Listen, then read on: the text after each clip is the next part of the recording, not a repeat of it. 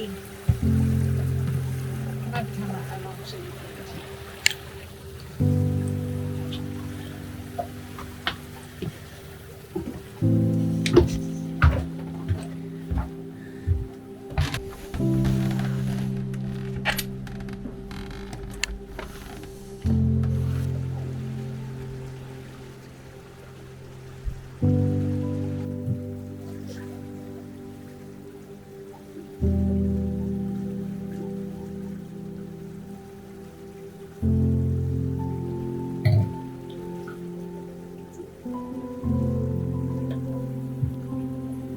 Thank you, honey.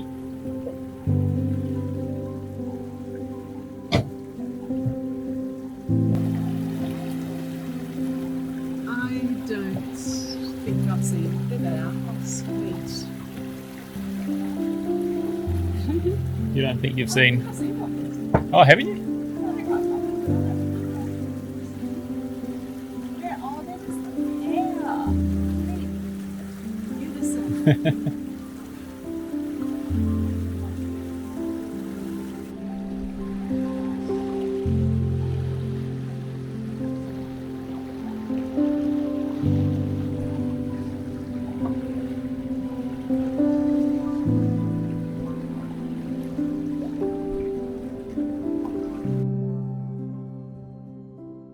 Well, we have arrived and we're at anchor.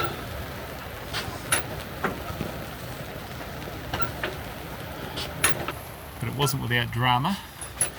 Our anchor windlass lost electricity, so we had to do a manual drop in the middle of about 15 or 16 knots in this thunderstorm. Then it all sort of stopped. So anyway, got the anchor alarm on. Time to do a little bit of diagnostics to see what's wrong with the anchor windlass and why we haven't got any power. Right, so this is the switch here for the windlass. Let's just see if we've got some power here somewhere.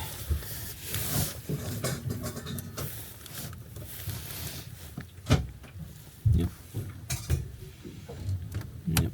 So there's power both sides of that, so I've got power going forward.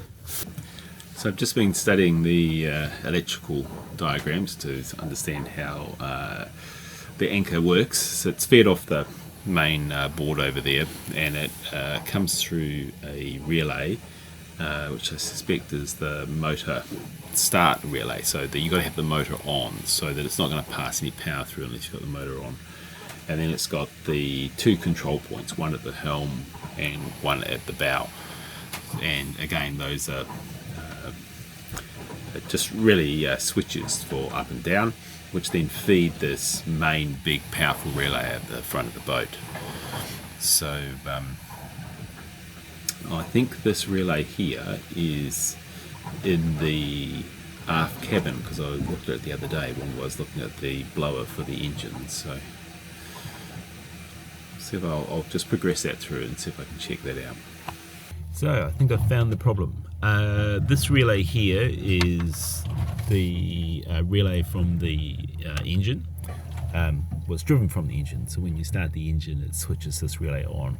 There's a number of things that operate when the engine operates, and I've been working here for the navigation equipment.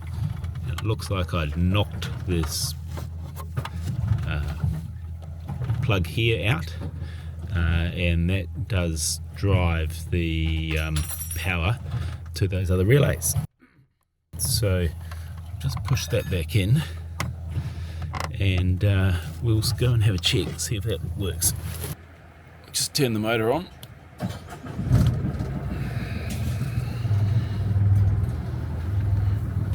Excellent, we now have power. And it works. Let me go and check up the front.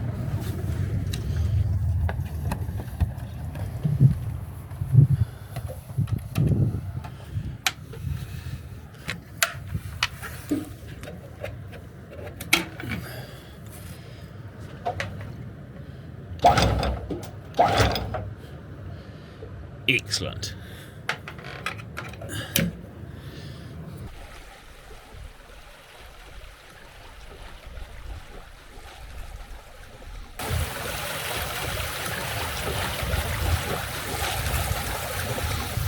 Well, it's a good day for knitting and it's a good day for sailing. It was a bit still when we left this morning, but that was fine because we needed to motor for a bit to charge our batteries up. The wind's changed direction, so we've got a pretty shy reach at the moment. And we've got a boat out front of us. Looks like they're heading the same direction, so that's a race. I think we're catching. So we're going in the mid-5s, and he's actually got AIS, so I can pick him up. Let's see, he's going about 3.3. There are little fishing markers all over the place, so you really got to keep an eye out.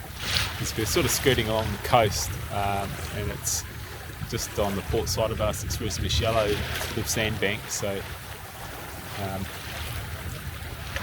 it's quite easy to run over one.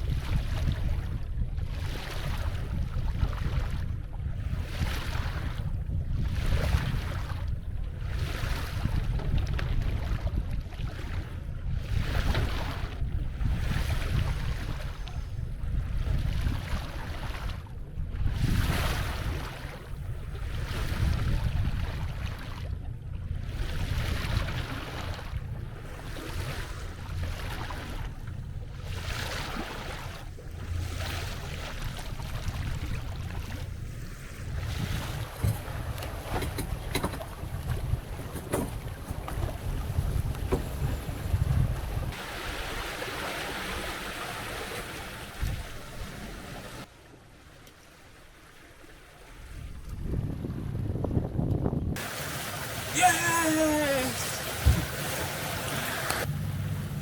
Well, we've rugged up. We've been motorboating for the last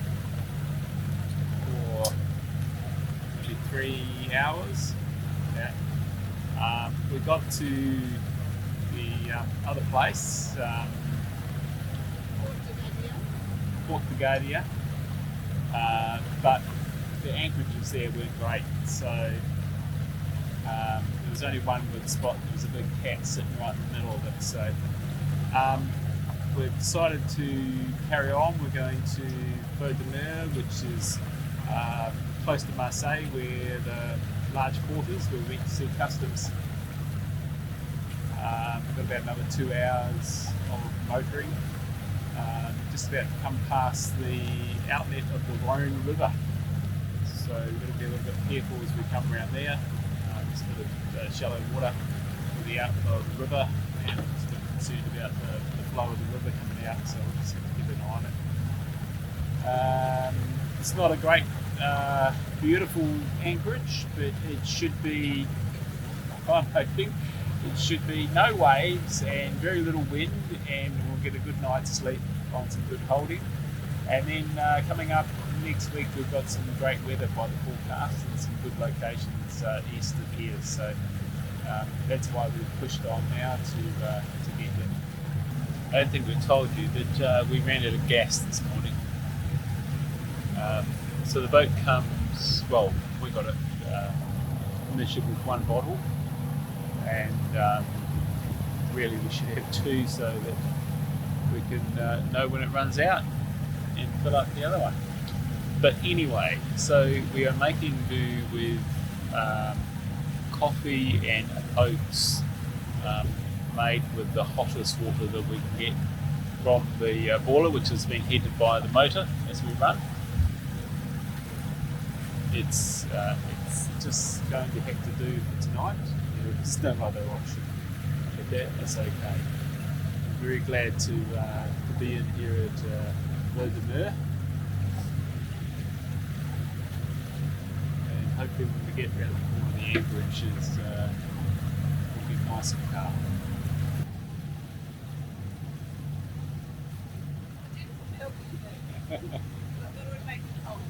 Okay. Well, they say there's two sorts of sailors. Those that have run aground and those that will run aground. We're now in the first category. We just came around this corner into an area which is meant to be 11 metres, and we've run aground. So anyway, I don't think we're going to have to film everything, but we just got to bob out. We're going to try and pull the bow out. We just moved before, we're on a rising tide. I think if we get the bow out and be able to use forward, we should be able to get it off. Anyway, that's the theory. I'm going to go to the bow.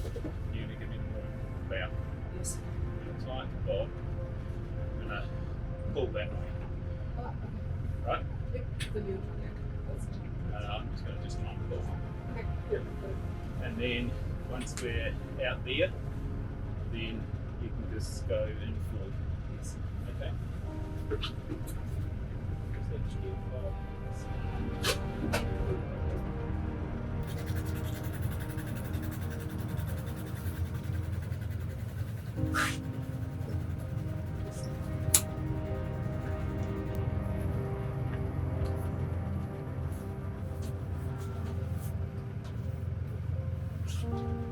Okay, what do you want me to do?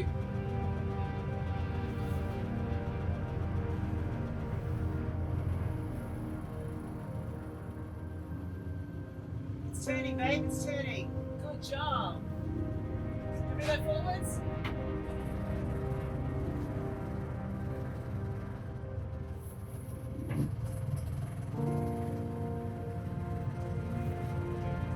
Just look.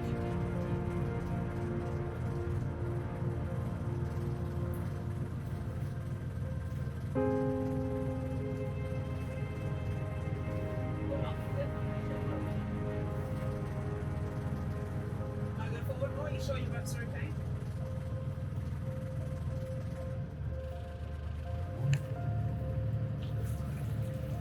Oh, baby, we're off.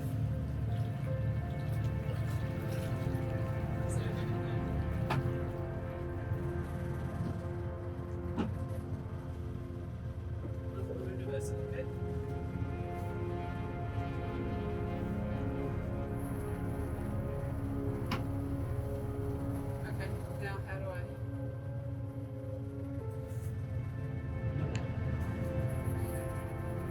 Just leave the boat.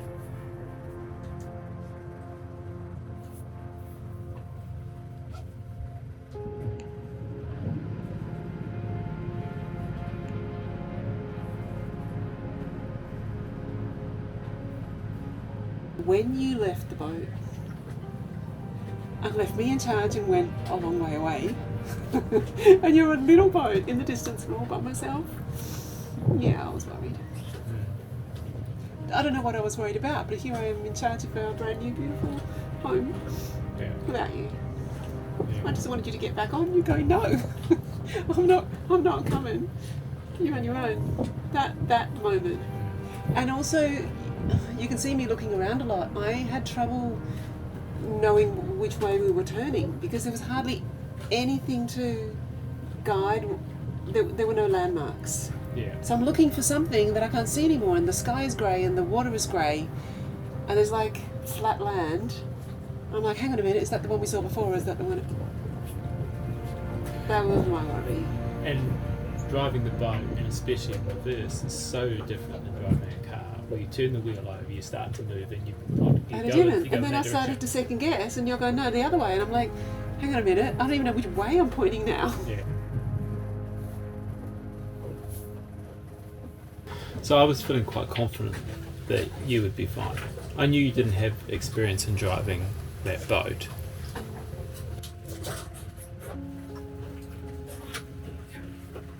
I had confidence in your ability to work it out and be calm.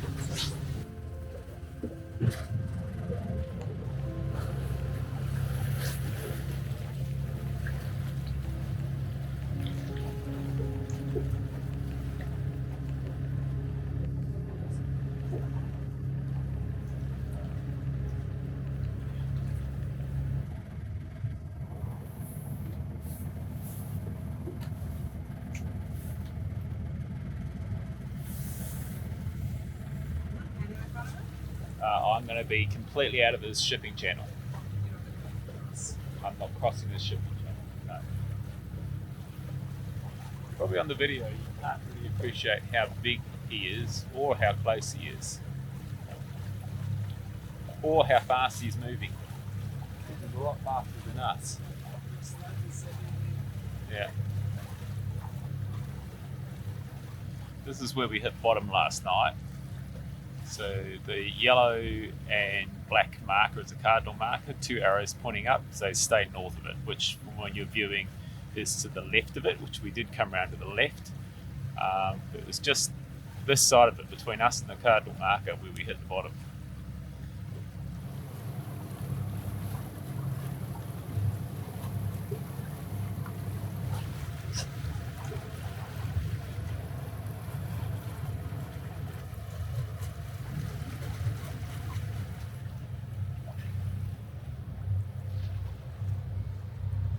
So we're motorboating again today, not going far, just about 13 nautical miles. We've come out of the Gulf de Faux, where we anchored last night. We're just heading up the coast closer to Marseille, into a small bay close to a town centre that we can go and do some shopping. We're out of gas, and most importantly, as you might be experiencing right now, we're out of the ability to make videos because I can't power my laptop from the boat, so we're just getting used to the electrical systems on board. So I need to go and find something that's going to actually charge my laptop off 12 volts. Lovely coastline along here, lots of little bays, and we're just going to pull into one of those.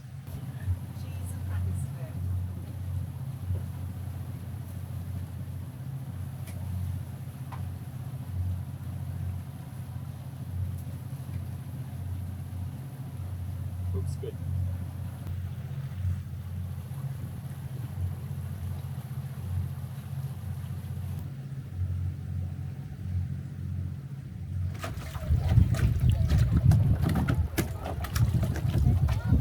Oh yeah, it's good. Yeah, that's where the water was getting in storage.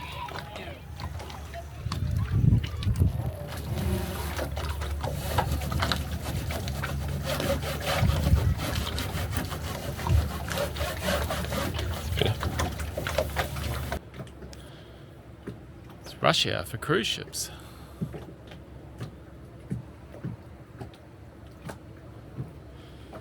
Beautiful evening here now. Had a thunderstorm earlier in the day, but it's just a stunning evening.